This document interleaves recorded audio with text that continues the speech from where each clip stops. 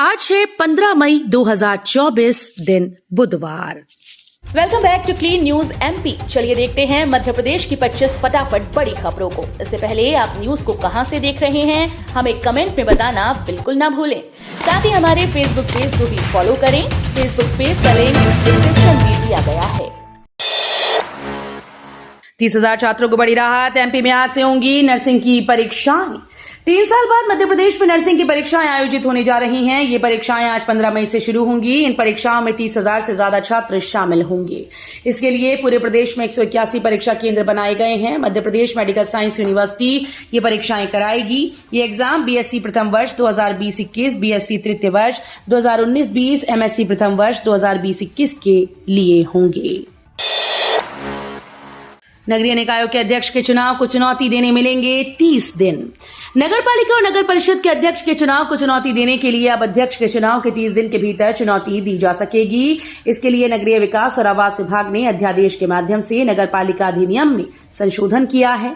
मध्य प्रदेश में अभी तक पार्षद और अध्यक्ष का चुनाव सीधे मतदाता द्वारा किया जाता था। इसमें संशोधन करके ये प्रावधान किया गया है कि पार्षद का चुनाव सीधे मतदाताओं से और अध्यक्ष का चुनाव पार्षदों के द्वारा किया जाएगा।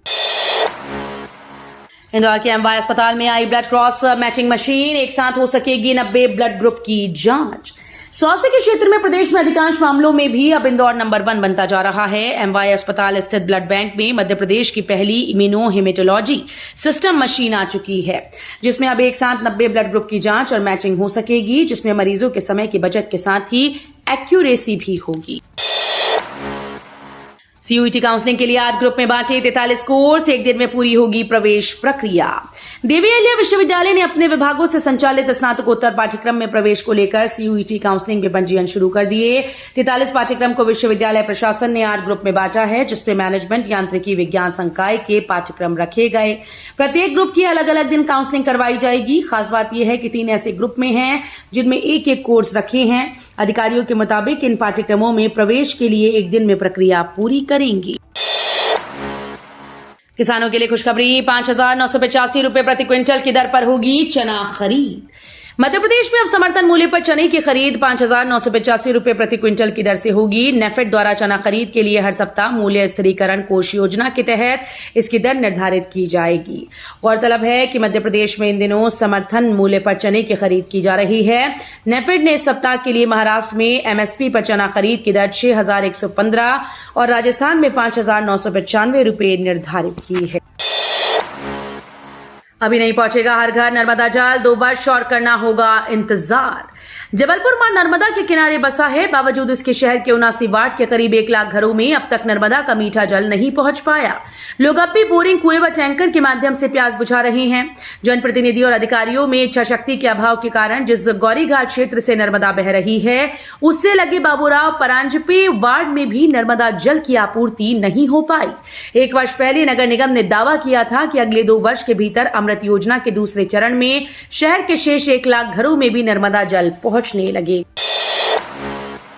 3.5 लाख लीटर क्षमता वाले टैंक ने रोकी अस्पताल में पानी की सप्लाई। फायर लाइन में पानी की सप्लाई पहुंचाने के लिए बने 3.5 लाख लीटर क्षमता वाले टैंक ने जिला अस्पताल की पानी की सप्लाई रोक दी। इससे मरीज और स्वजन पिछले 3 दिन से पीने के पानी को लेकर परेशानी झेल रहे हैं। टंकियों को भरने के लिए टैंकर बुलाए गए, लेकिन समस्या का समाधान नहीं हो सका। एमपी स्थानीय चुनाव में महिलाओं को 50% आरक्षण देने वाला पहला राज्य। उत्तर पूर्वी दिल्ली में मध्य प्रदेश के पूर्व सीएम शिवराज सिंह चौहान ने एक चुनावी सभा को संबोधित किया। इस दौरान उन्होंने कहा कि पीएम मोदी ने चमत्कार किया।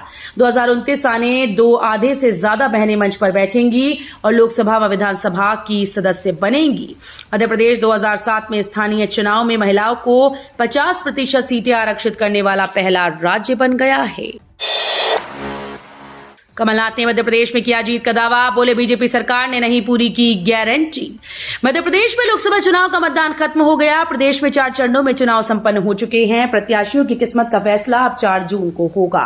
पूर्व सीएम कमलनाथ ने चुनाव को लेकर अपना मत शेयर किया। कमलनाथ ने अपने एक्स पर एक पोस्ट के माध्यम से कांग्रेस की जीत का दावा किया। जाति छुपाकर ओबीसी सीट से चुनाव लड़ना पड़ा भारी, कोर्ट ने जिला पंचायत सदस्य का निर्वाचन किया रद्द। मध्य प्रदेश जबलपुर हाईकोर्ट ने जाति छुपाकर चुनाव लड़ने वाले जिला पंचायत सदस्य पर बड़ी कार्रवाई करते हुए निर्वाचन को रद्द कर दिया। दरअसल ये पूरा मामला अपनी जाति छुपाकर ओबीसी सीट से चुनाव लड़ने का है।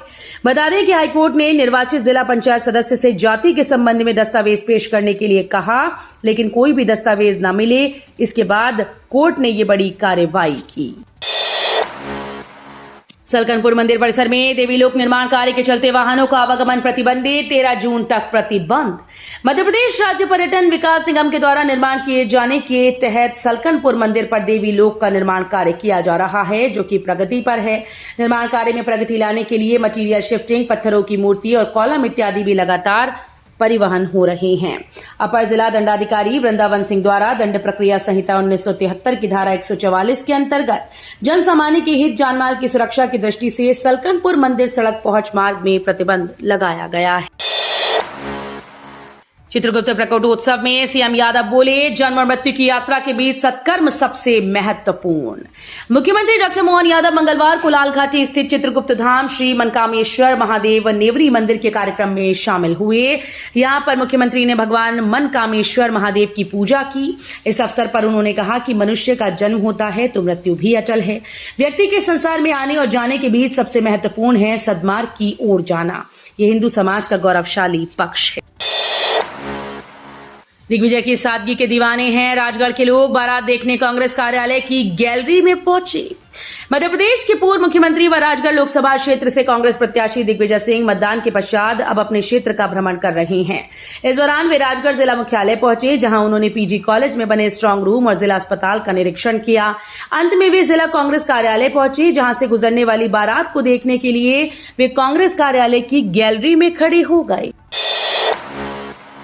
धार्मिक कट्टरता फैलाने के केस में सुप्रीम कोर्ट ने मध्य प्रदेश हाईकोर्ट की खिंचाई की। इंदौर के शासकीय लॉ कॉलेज की लाइब्रेरी में मिली कथित विवादित किताब मामले में निलंबित प्रिंसिपल प्रोफेसर इनामुर रहमान को सुप्रीम कोर्ट से राहत मिल गई। सुप्रीम कोर्ट ने प्रिंसिपल के खिलाफ कार्यवाही और एफआईआर को रद्द कर दिया। बता दें कि प्रोफेसर इनामुर रहमान इस महीने के आखिर में रिटायर होने वाले हैं। इंदौर हाईकोर्ट से याचिका निरस्त होने के बाद प्रिंसिपल ने इसी महीने की शुरुआत में सुप्रीम कोर्ट में याचिका लगाई थी। प्रतिबंध के बावजूद भी हो रहा था नलकूप खनन। नायब तहसीलदार ने बिना कार्रवाई किए बोरवेल मशीन छोड़ा।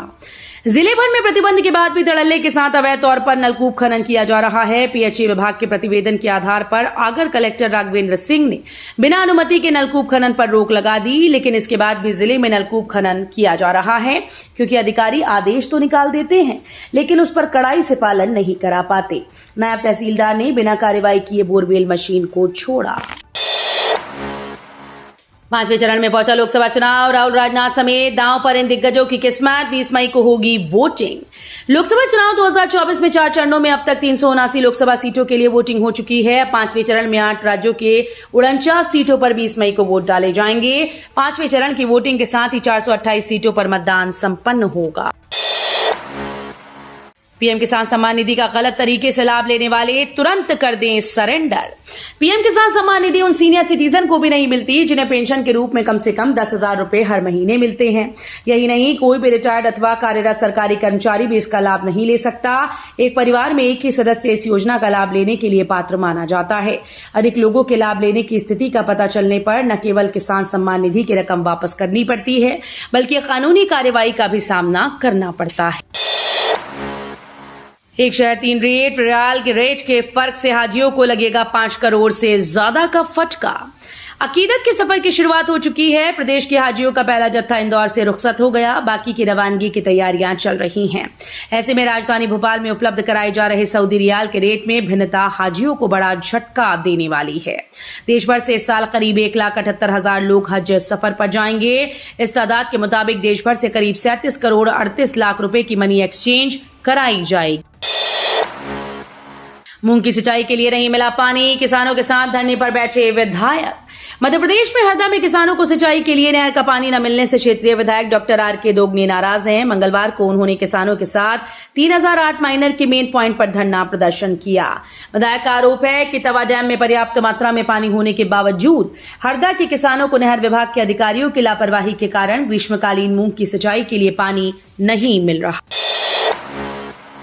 बिना इंटरनेट कनेक्शन के चुटकियों में कर पाएंगे पेमेंट। यूपीआई का है फीचर खास। यूपीआई लाइट टेक्स के जरिए यूजर्स बिना इंटरनेट कनेक्टिविटी वाली जगह पर भी पेमेंट कर सकते हैं। जिन क्षेत्रों में नेटवर्क की दिक्कत होती है, यहां वो सर्विस काफी मददगार साबित होती है। इस फीचर के जरिए आप आसानी से बिना इंटरनेट के भी फोन रिचार्ज जैसे काम कर पाएंगे। आपको इंटरनेट पर डिपेंड नहीं होना होगा। सिपाही संग फरार हुई एएसआई मैडम, आर्य समाज में की शादी। एमपी के ग्वालियर में एक महिला एएसआई को सिपाही से प्यार हो गया। अलग अलग जाति होने की वजह से परिवार वाले शादी के लिए राजी नहीं थे। 13 मई को मतदान में दोनों की एक साथ ड्यूटी लगी थी, मगर वो ड्यूटी पर न जाकर फरार हो गए। जानकारी मिलने के बाद लड़की के परिजन ग्वालियर रेंज के आईजी के पास पहुंचे। आईजी ने दोनों को निलंबित कर दिया है। दोनों पुलिसकर्मियों ने आर्य समाज में शादी भी कर ली, लेकिन घर नहीं लौटे। कांग्रेस ने की भोपाल जिप सदस्य को हटाने की मांग। कांग्रेस ने भोपाल जिला पंचायत सदस्य विनय मेहर को पद से हटाने की मांग की। भोपाल लोकसभा से कांग्रेस कैंडिडेट अरुण श्रीवास्तव ने कमिश्नर डॉक्टर पवन शर्मा को लेटर लिखा। कांग्रेस ने मध्य प्रदेश पंचायत राज अधिनियम की धारा 40 के तहत कार्रवाई करते हुए सदस्य पद से हटाने की मांग की।